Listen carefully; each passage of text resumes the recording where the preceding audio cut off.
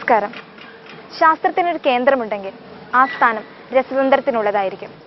ശാസ്ത്രത്തിന്റെ ശാസ്ത്രമായ രസതന്ത്ര വർഷമാണ് 2011. ശാസ്ത്രത്തിന്റെ പുതിയ കവാടങ്ങൾ തുറക്കുന്ന രസതന്ത്ര വർഷത്തോടൊപ്പം നമുക്ക് ആരംഭിക്കാം ശാസ്ത്രലോകത്തിന്റെ ഈ പുതിയ ഭാഗം.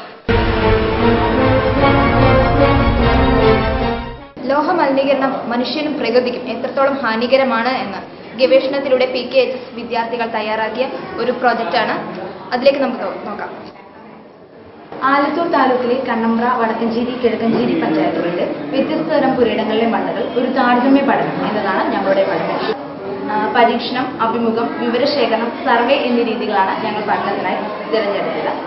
മണ്ണിന്റെ അമ്ലത, ജീർണിപ്പിക്കാനുള്ള കഴിവ്, ജലവാഹക ശേഷി, ലോഹാംശത്തെ താങ്ങാനുള്ള കഴിവ് എന്നിവ കണ്ടെത്തുകയായിരുന്നു ഞങ്ങളുടെ പഠനത്തിന്റെ പ്രധാന ലക്ഷ്യം. ഈ മണ്ണിന് ലോഹാംശത്തെ താങ്ങാനുള്ള കഴിവ് 15 മുതൽ 20 mg/kg ആണെന്ന് പരീക്ഷണങ്ങളിലൂടെ ഞങ്ങൾ കണ്ടെത്തി. ഇതിനെക്കുറിച്ച് കൂടുതൽ വിവരങ്ങൾ അറിയുന്നതിന് വേണ്ടി അഗ്രികൾച്ചർ ഓഫീസർ, കൺസൾട്ടന്റ് എന്നിവരുമായാണ് ഞങ്ങൾ അഭിമുഖം നടത്തിയത്. അപ്പോൾ വിവരശേഖരണത്തിൽ നിന്ന് റബ്ബർ മരങ്ങളുടെ ഇലകൾക്ക് ജൈവാംശം കുറവാണ്, അതിനാൽ റബ്ബർ കൃഷി ചെയ്യുമ്പോൾ ഇടവേള ചെയ്യണമെന്നും ഞങ്ങൾ മനസ്സിലാക്കി. ഈ റബ്ബർ തോട്ടങ്ങളിൽ കൂടുതലായി കുമിൾനാശിനിയായ ബോഡോ മിശ്രിതം ഉപയോഗിക്കുന്നത് മൂലം മണ്ണിൽ കോപ്പറിന്റെ അളവ് വർദ്ധിക്കുന്നു. അതൊരു പരിധിക്ക് അപ്പുറമാകുമ്പോൾ മണ്ണ് അത് സസ്യങ്ങളിലൂടെ പ്രകടമാക്കുന്നു. അതുകൊണ്ടാണ് ഈ സസ്യങ്ങളിൽ മഞ്ഞ നിറം കാണപ്പെടുന്നത്. ഇത്തരം സസ്യങ്ങളുടെ ഫലങ്ങളും ഇലകളും കിഴങ്ങുകളും ഭക്ഷിക്കുന്നതിലൂടെ മനുഷ്യർക്കും മൃഗങ്ങൾക്കും ചെമ്പ് വിഷബാധകളുടെ സാധ്യതകൾ ഏറെയാണ്.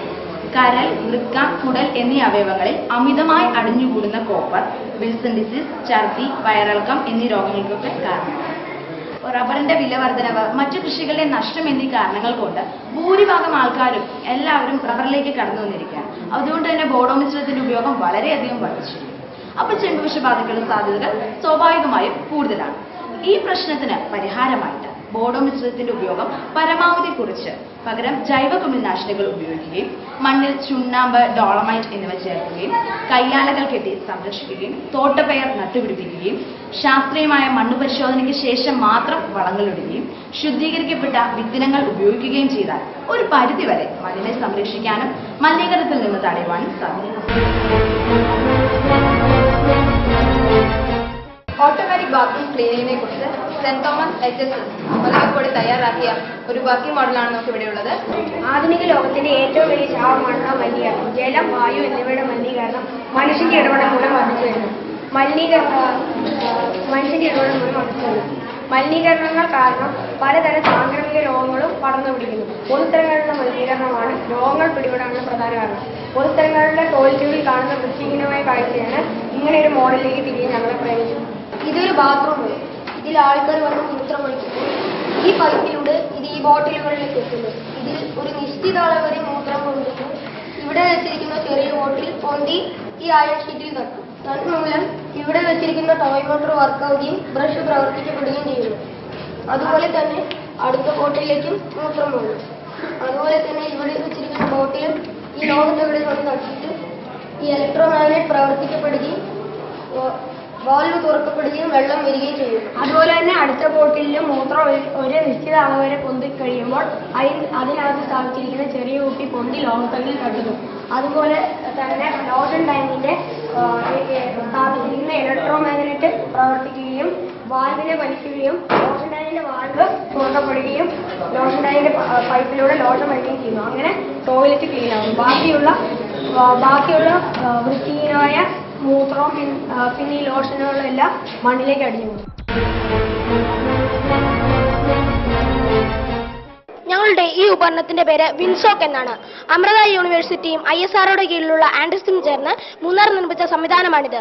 ഈ ഉപകരണത്തിന്റെ സഹായത്തോടെ നമുക്ക് ഉരുൾപൊട്ടൽ പോലുള്ള പ്രകൃതി ദുരന്തങ്ങൾ മുൻകൂട്ടി അറിയാൻ സാധിക്കും. മൂന്നാറിലെ അന്തോണിയാർ എന്ന കോളനിയിലാണ് ഈ വിൻസോക്ക് സ്ഥാപിച്ചിട്ടുള്ളത്. ഇതവിടെ സ്ഥാപിക്കാൻ കാരണം 2005-ലുണ്ടായ ഉരുൾപൊട്ടൽ മൂലമുണ്ടായ ദുരന്തങ്ങളാണ്.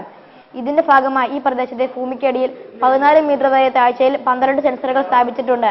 ഇവിടെ നിന്നുള്ള സിഗ്നലുകൾ സ്വീകരിക്കുന്നത് കൊല്ലത്തുള്ള അമൃതപുരിയിലെ നിയന്ത്രണ കേന്ദ്രത്തിലാണ്.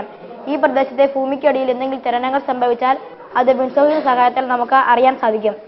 കഴിഞ്ഞ വർഷം മിൻസോക്കിന് ലഭിച്ച സിഗ്നലിന്റെ അടിസ്ഥാനത്തിൽ ദേവികുളം സബ് കളക്ടർ പ്രണബ് ജ്യോതിനാഥിന്റെ നേതൃത്വത്തിലുള്ള റവന്യൂ അധികൃതർ ഈ കോളനി സന്ദർശിക്കുകയും ജാഗ്രതാ നിർദ്ദേശം നൽകുകയും ചെയ്തു. ഇത് ഈ പ്രവർത്തനം വിജയകരമായി പ്രവർത്തിക്കുന്നു എന്നതിനുള്ള തെളിവാണ്. ഈ പ്രദേശത്തെ ജലത്തിന്റെ അളവ് കുറഞ്ഞതോടെ സിഗ്നലുകൾ സാധാരണ നിലയിലായി. ഇതിപ്പോൾ ഭൂമിയുടെ ഉപരിതലത്തിലേക്ക് മഴ പെയ്യുന്നതാണ് ഞങ്ങൾ കാണിക്കുന്നത്. മണ്ണിൽ ഉൾക്കൊള്ളാൻ കഴിയുന്നതിനേക്കാൾ പരമാവധി അളവിനേക്കാൾ കൂടുതൽ ജലം ഉൾക്കൊള്ളേണ്ടി വരുമ്പോഴാണ് ഈ ഉരുൾപൊട്ടലിന് സാധ്യത ഉണ്ടാകുന്നത്.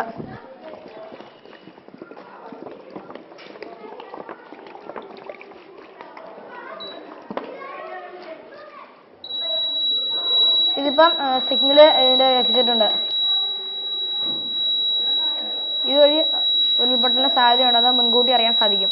ഇതുവഴി അവിടെ താമസിക്കുന്ന ജനങ്ങൾക്ക് നിർദ്ദേശം നൽകാനും ആളുകളെ മാറ്റി പാർപ്പിക്കാനും സാധിക്കും. ഇതുവഴി നമുക്ക് വൻ ദുരന്തം ഒഴിവാക്കാം. ഊർജ്ജ നഷ്ടം ഇല്ലായ്മ ചെയ്ത് അവയെ പുനരുപയോഗം ചെയ്യുന്ന പ്രവർത്തനവുമായി ഇവിടെ എത്തിച്ചേർന്നിരിക്കുന്നത് NNM UP സ്കൂളിലെ കാറൽ മണയിൽ നിന്നുള്ള വിദ്യാർത്ഥിനികളാണ്. അവയെക്കുറിച്ച് അവരോട് തന്നെ നമുക്ക് ചോദിക്കാം. ഞങ്ങളുടെ ഈ നിശ്ചല മാതൃകയുടെ പേര് CCPP എന്നാണ്. ഞങ്ങൾ രൂപകൽപ്പന ചെയ്ത ഈ പവർ പ്ലാന്റിൽ ബാക്കി വരുന്ന ഊർജ്ജം പരമാവധി പ്രയോജനപ്പെടുത്തി പരിസര മലിനീകരണവും ഊർജ്ജ നഷ്ടവും കുറയ്ക്കുന്നു. ബയോഗ്യാസ് ഉപയോഗിക്കുന്ന ഇന്ധന ടാങ്കിൽ നിന്നും ഇന്ധനം ഗ്യാസ് ടർബൈനിൽ എത്തുന്നു. ഗ്യാസ് ടർബൈൻ വാഹനങ്ങളുടെ എഞ്ചിന്റെ വലിയ രൂപമാണ്. വാതകം ഗ്യാസ് ടർബൈനിൽ എത്തുന്ന സമയം എയർ ഇൻലെറ്റിൽ നിന്നും വായുവും ഗ്യാസ് ടർബൈനിൽ എത്തുന്നു. അപ്പോൾ ഉണ്ടാകുന്ന അതിശക്തമായ മർദ്ദത്തിൽ വാതകം എത്തി 1300 ഡിഗ്രി സെൽഷ്യസോളം ചൂട് ഉണ്ടാകുന്നു. ഗ്യാസ് ടർബൈൻ പ്രവർത്തിക്കുമ്പോൾ അതുമായി ബന്ധിപ്പിച്ചിരിക്കുന്ന ജനറേറ്റർ യാർഡ് പ്രവർത്തിച്ച വൈദ്യുതി ഉണ്ടാവുകയും ചെയ്യുന്നു. സാധാരണ ഗ്യാസ് പവർ പ്ലാന്റുകളിൽ ബാക്കി വരുന്ന 700 ഡിഗ്രി സെൽഷ്യസോളം ചൂടുള്ള വാതകങ്ങൾ പുറത്തേക്ക് പോവുകയാണ്. ഇത് ഊർജ്ജ നഷ്ടത്തിനും പരിസര മലിനീകരണത്തിനും കാരണമാകുന്നു. ത്യാജ്യവാതകങ്ങൾ ഡിഫ്യൂസർ എന്ന കുഴലിലൂടെ HRSGയിൽ എത്തുന്നു. HRSGക്കകത്ത് ധാരാളം വളഞ്ഞു പുളഞ്ഞ കുഴലുകളുണ്ട്. ഈ കുഴലുകളിലൂടെ തണുത്ത വെള്ളം എപ്പോഴും സഞ്ചരിച്ചുകൊണ്ടിരിക്കും.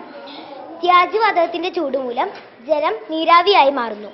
വളരെ ശക്തിയിൽ നീരാവി സ്റ്റീം ടർബൈനിലെത്തുകയും സ്റ്റീം ടർബൈൻ പ്രവർത്തിച്ച് അതുമായി ബന്ധിപ്പിച്ചിരിക്കുന്ന ജനറേറ്റർ യാർഡ് പ്രവർത്തിച്ച് വൈദ്യുതി ഉണ്ടാകുകയും ചെയ്യുന്നു.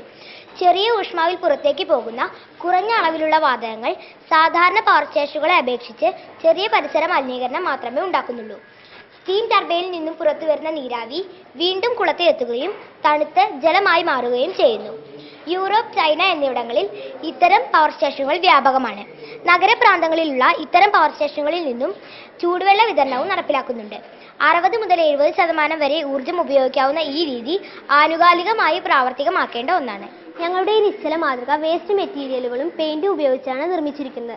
ഇതിന് 122 സെന്റിമീറ്റർ നീളവും 122 സെന്റിമീറ്റർ വീതിയും 24 സെന്റിമീറ്റർ ഉയരവുമാണ് ഉള്ളത്. കാസർഗോഡ് ചീമേനിയിൽ സർക്കാർ പണിയാൻ ഉദ്ദേശിക്കുന്ന പവർ പ്ലാന്റ് ഇത്തരത്തിലുള്ള ഒന്നാവട്ടെ നമുക്ക് ആശിക്കാം.